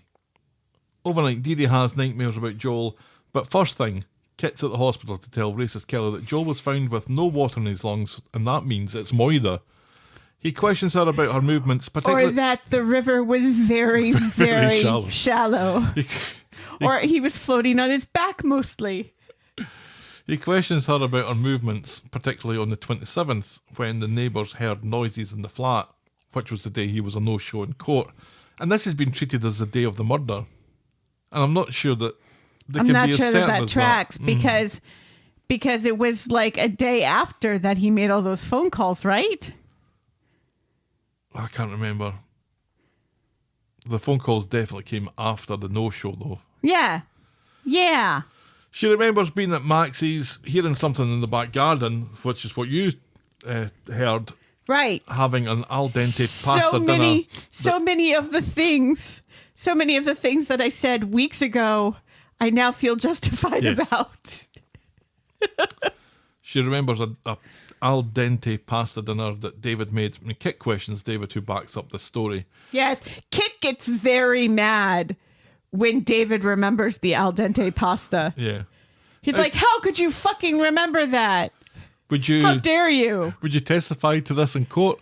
What about the pasta? Outside, Swain is dropping off Betsy's phone with her and sees Kit come out of David's. She tells Betsy the news and she's glad he's dead, which makes Swain wear a pensive look. In the pub, Dee Dee has learned of Joel's fate and tells Ed and Ronnie, reckoning that she might be a suspect. And when she nips off for a shite, Ed is bricking it, doesn't know what to do. And Ronnie tells him to get a hold of himself and keep his mouth shut and they'll be fine. So on Wednesday, in Nina's Rolls, Mason is eating crusty leftovers from people's plates. Betsy offers him her toast and suggests visiting his new place, but he's very evasive about this, and he's even more evasive when Swain comes in and he hightails it. Swain warns Betsy that Mason is bad news. Yes. She goes to speak with Kit about the case, and he's a total asshole to her. He reluctantly tells her that Joel was whacked over the head with a crowbar. Ronnie hovers around trying to get the details until Kit rudely sends him packing. He then tells Swain that she's a control freak, and she treats Betsy the same way about Mason. And he's an absolute shitbag to her. Yeah, but he's also right. Calls her love.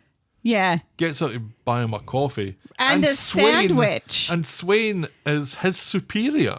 Right. He basically does the whole make me a sandwich woman bit. Mm-hmm. And then, complains that the egg wasn't runny enough. Yeah. Yeah. She goes to the speed dial and speaks to Yasmeen, who's a bit flustered now that Mason has quit. And Yasmeen is very kind to fill Swain in on all the juicy details of his departure, being sure to mention Stu catching him with a crowbar. So Swain hightails it to the station. Yes, but it very much says he had a crowbar because his brothers wanted him to commit a break-in. Yeah, but Swain really wants Mason to be the bad guy here, which is ridiculous. Swain explains this to Kit, who continues to be an asshole, and says that Mason slept in the restaurant on the night of the murder, and then despite not working at the factory, she goes to the factory to warn Betsy that Mason is under investigation and Betsy should keep her distance. And then Betsy wastes no time in telling Mason about this. So Mason tries Who is very confused, the poor boy. He tries to dispose of the crowbar in Sinkhole Leo's initial resting place, but he's caught in the act by Kit, who's just lurking around dumpsters now. Dumpsters at the back of the factory, and drags him into the station. Where were you, for questioning? Kit, when Sinkhole Leo was moitered? It's Adam who's the duty solicitor. Mason admits to disposing of the crowbar, claiming to have it for a burglary job that his brother wanted him involved in that he knocked back. When Kit admits that they're after him for killing Joel with the crowbar to protect Betsy, he claims that Betsy is nothing to him. She was the one that fitted him up and got him thrown back inside. But then we see a flashback where a distressed Betsy was the noise that Mason heard that night. Right! As she came into speed dial, worried that Joel is coming to get her. Mason comforts her, and we kind of get the impression that the two of them got their hold that night. I think you're just a dirty old man. There was something happening between the two of them, I think. Back in the interview room. I'm just happy that there was something making that sound. Absolutely. Back in the interview room, Mason insists that he didn't kill Joel. And in the pub, Kit tells Swain that they had to let Mason go because the DNA in the crowbar had nothing of Joel's. It's a dead end. Yeah, it was just Max. It was just Mason's DNA on the crowbar and no one else. Meanwhile, Mason meets Betsy at the precinct and explains how Kit's trying to pin Joel's murder on him thanks to their relationship. And so Mason says it's best if they stay out of each other's way from now on.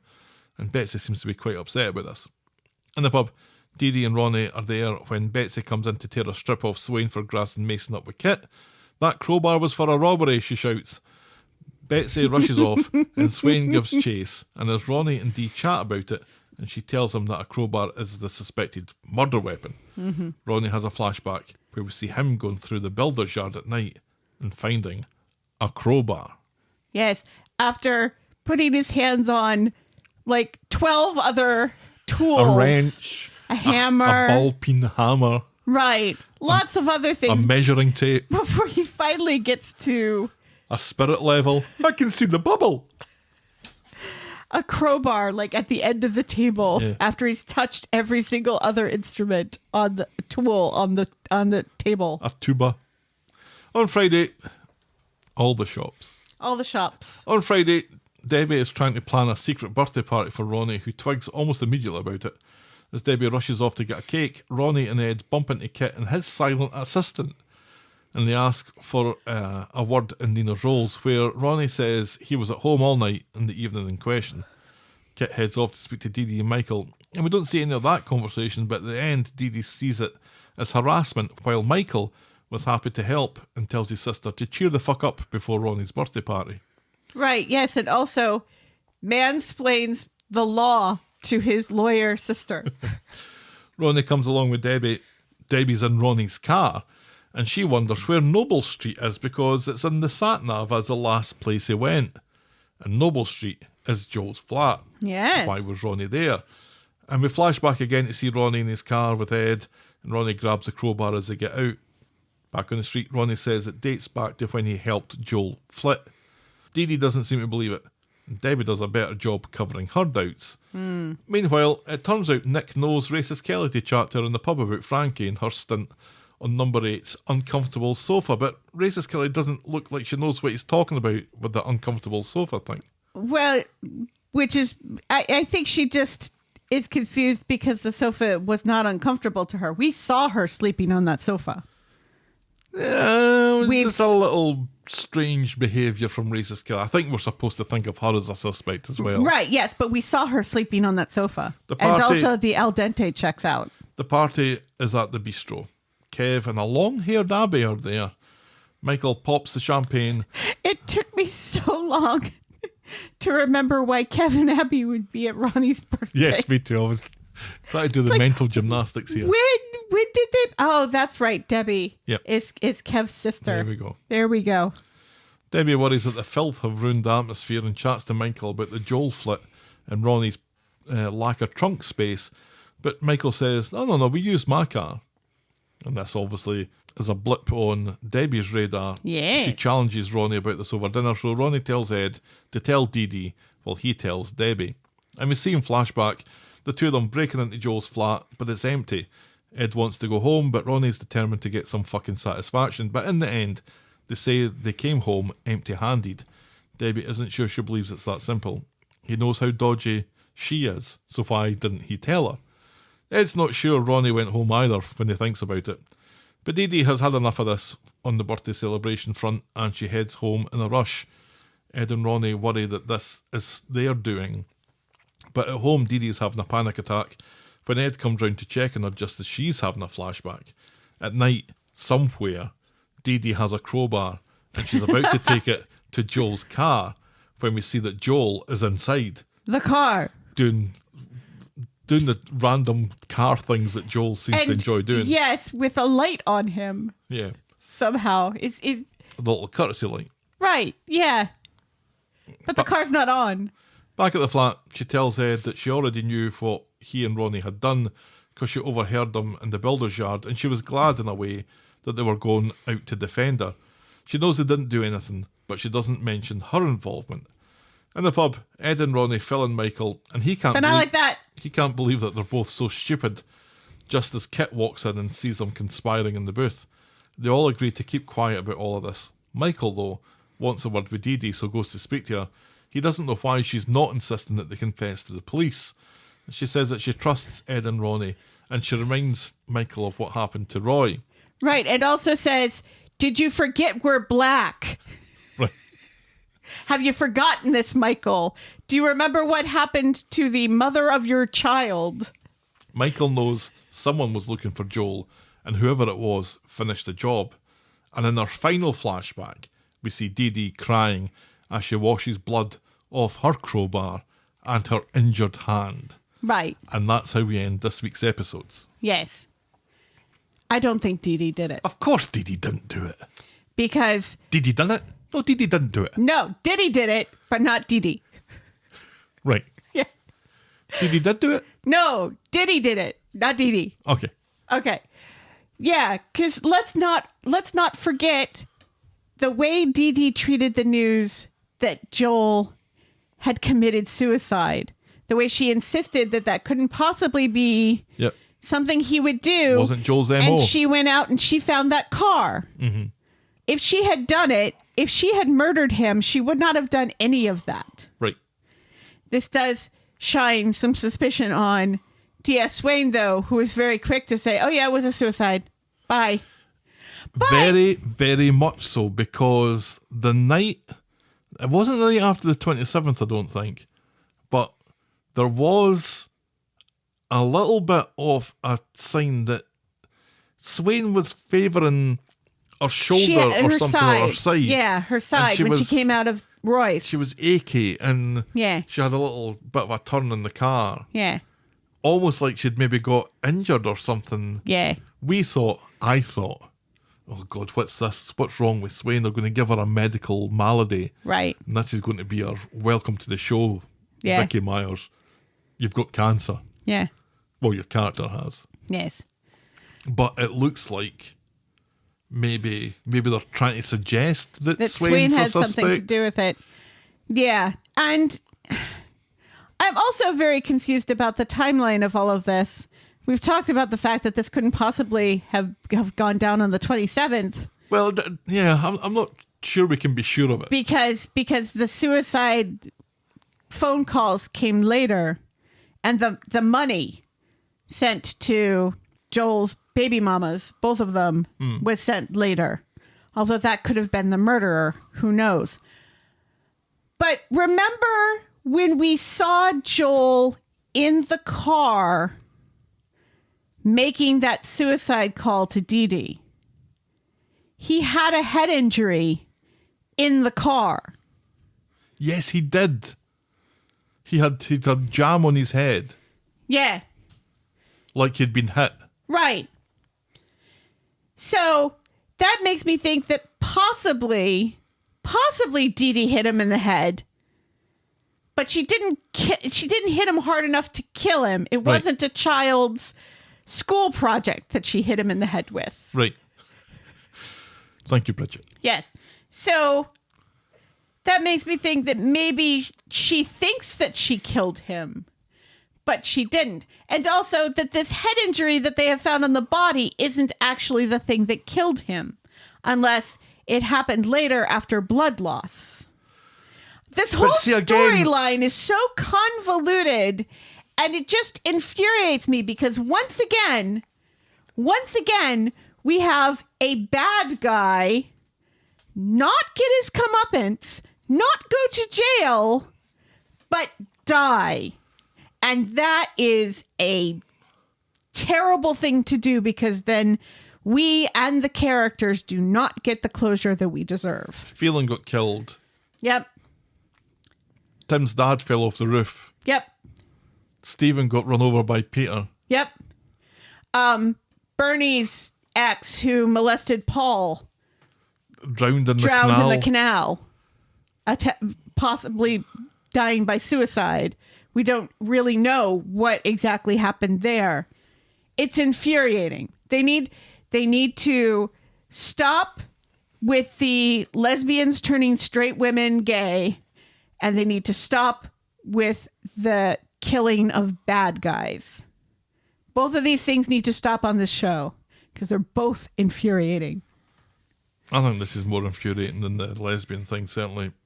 But I think you're absolutely right about Dee Dee and Dee Dee's insistence that it couldn't be suicide is not something that you expect from somebody who has committed a murder. No. You play along with the suicide, just like if you're David, you play along with the fact that Sarah suspects Jesse. Right. So I don't think Dee Dee even thinks that she killed Joel. I think that Dee Dee's guilty or feeling guilty for assaulting him. Right. But I don't think she blames herself for his death at all.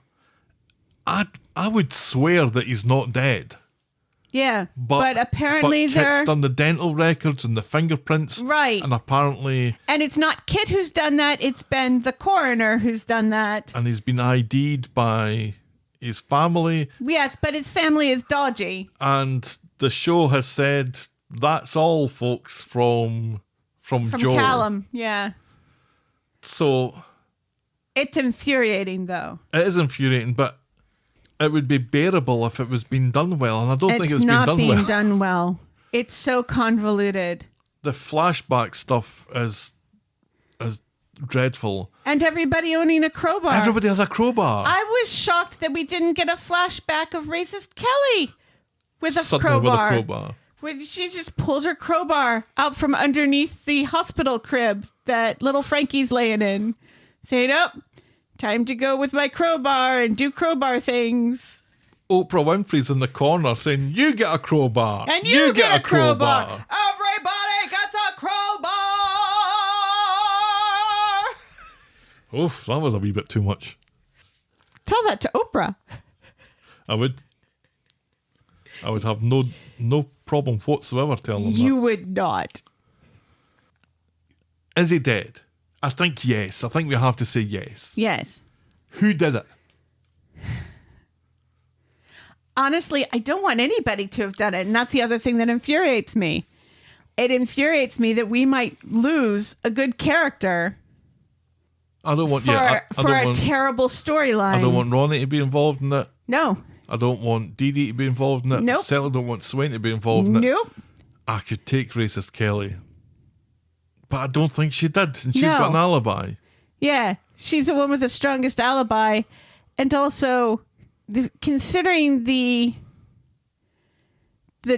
job, the mental torture that Joel did on her, I don't think she would be I don't think she would be capable of it. I don't think she would be strong enough, physically or mentally, to do it. But I also don't think that the hit to the head is the thing that killed him, because we saw him with that head injury making a suicide phone call. Right. So, which kind of makes me think that maybe he did kill himself, but he did so in a way that would insinuate that Dee Dee did it. Did he did it? Not Diddy. Well, Diddy did do it. Okay. But So Joel did it. yeah, I think it's quite possible that, that she gave him that head injury and it infuriated him. And the best way for him to get back at her was to frame her for his murder. I wonder if he accidentally killed himself. Because he had this flat that he was going to go to. Right. That had been rented. So he'd already paid money for this. Well, his dad paid the money. He didn't pay the money. Oh, it was his money. Well, it was the wedding money that he spent on it. Right. Yeah. So it was Dee Dee's money. Let's be honest. But Diddy's money? not Diddy's money. Not this time anyway. But because the way that he so very carefully mapped out this suicide Right. after he got a head injury, we are assuming from Dee Dee, just kind of makes it. And I think that he absolutely would. I don't think that was an initial plan. I think the initial plan was the whole hiding out. And also, fuck his dad, who treated Dee Dee like she was a horrible person when he knew and he was helping him get away. And his whole thing was, oh, I know he did bad things, but he's still my son and I still love him. ITV Stefan all over again. That doesn't mean that you let him get away with murder, essentially. Right. You jackass. But yeah, I don't know. It feels very, it feels like there's just far too much going on and the whole misdirect things. And it kind of feels like there's a very strong possibility that the show has forgotten some details along the way. And when the answer is finally revealed, that we're not going to be very happy. I think that's probably a shoo-in right now. Absolutely. Yeah, I think this is needlessly squeezing every last drop of drama out of this storyline. We had 6 months worth of Who Killed Racist Kelly, only for it to be nobody. And now we're looking at, I don't know how long we're going to get of Who Killed Joel. Right. Probably for it to be Joel. Yeah. Well, that was the week that was Coronation Street then. Helen, tell me, what was your moment of the week? What was your moment of the week? It was Yasmeen slamming the door on Stu, I think. It just brought me so much joy. Really? I thought it was hilarious. Poor Stu. What else would it be then? God, I really don't know. Do you know what I really liked?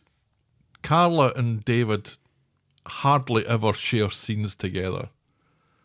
But their scenes when she was looking through number 8 with Ryan and his insistence of all the things that were wrong with the house as he tried to put them off, I thought was hilarious. See, I initially thought that they were in cahoots together and this was just a ploy to waste the estate agent's time. And they were just looking at the house in some way to help David not get the house sold. For the longest time during those scenes, I felt that way. And then, so when Carla is like actually mean to David, I was like, oh, okay, Carla actually does want to live here?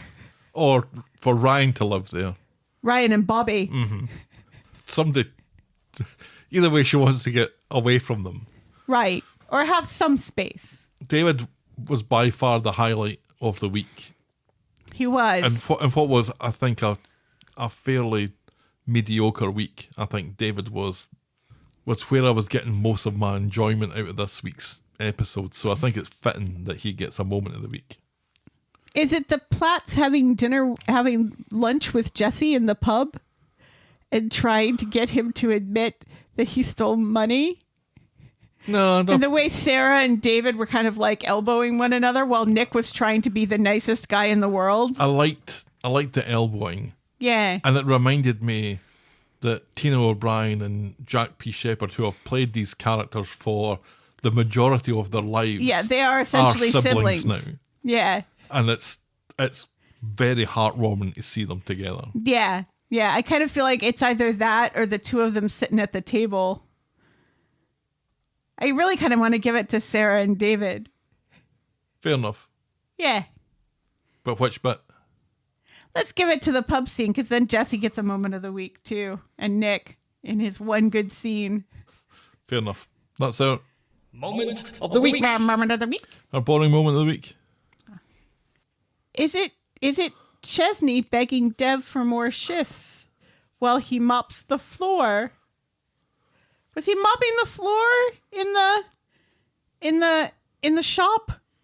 What was Chesney doing in the shop? I don't really pay attention to Chesney. Or either was Dev? Did you like Dev's little "I've got your back" thing with a weird hashtag? No, I didn't care for that. All right, Dev's hashtag is our. Really? Okay. I don't know. Boring moment of the week. Even Dev has to be boring occasionally when Chesney's around. See, I would have gone for Sam shucking the oysters because No, it meant that Nick didn't appreciate his joke 4 times.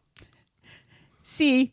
I found Sam's attempts at parent trapping his parents. I found that endearing, even though it was something beneath Sam's intellectual intelligence. Maybe not above Sam's emotional intelligence, though. Anyway, yeah, it was not my favorite week. No. So at this point in the podcast, I go to my non-scientific weekly Twitter poll where we get our listeners to rank the week. And it was quite a popular poll in terms of votes, but I don't think a lot of people enjoyed the show. Zzz got 31.9%, meh was 43.1%, and yay was 25%. So Okay, it was good. A very negative response, especially compared with recent weeks. I was worried that people really liked this whole murder mystery thing that we're getting. I don't think it's working for people. No. Whereas the racist Kelly murder mystery worked until it didn't. Yeah. So what's your score out of 10? 4.5. Yeah, I think I'm a 5. A very straight down the middle kind of disappointing, Yeah. almost. I was wishing that they would do something better with us. I was actually wishing that we wouldn't be having these conversations about these storylines. Right. Yeah. I was really hoping until I watched that the whole Joel being dead was a misdirect and we would actually finally get some justice around here.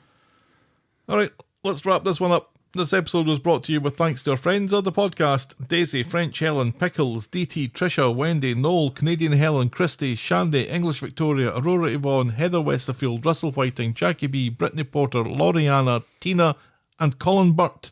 Thank you, thank you, thank you, and thank you, and thank you, and thank you, and thank you. Thank you very much, folks. We really appreciate it. If you've ever gone on an unexpected ski trip, write in to tell us about it. We're thetalkofthestreet@gmail.com, and we're at Corrie Podcast on Twitter, Facebook, Instagram, Threads, and Blue Sky. Or you can reach us again on the old-fashioned way, the Talk of the Street, P.O. Box 12, Eaton Rapids, Michigan 48827. You can shout me and Helen a coffee or become a friend of the podcast by heading to ko-fi.com, that's ko-fi.com/the Talk of the Street, or patreon.com/the Talk of the Street. Check out voggle.co.uk for links to our merch store, YouTube channel and blog. And if you're so inclined, please leave a rating and a review on the iTunes or your podcast provider of choice. And be sure to check out our pop culture sister podcast, The List of Lists. Gav was charmed by Kevin Costner. Not for the first time. Thanks for making it to the end of another episode, and we will be back next week with more Talk of the Street. The Talk of the Street. Bye.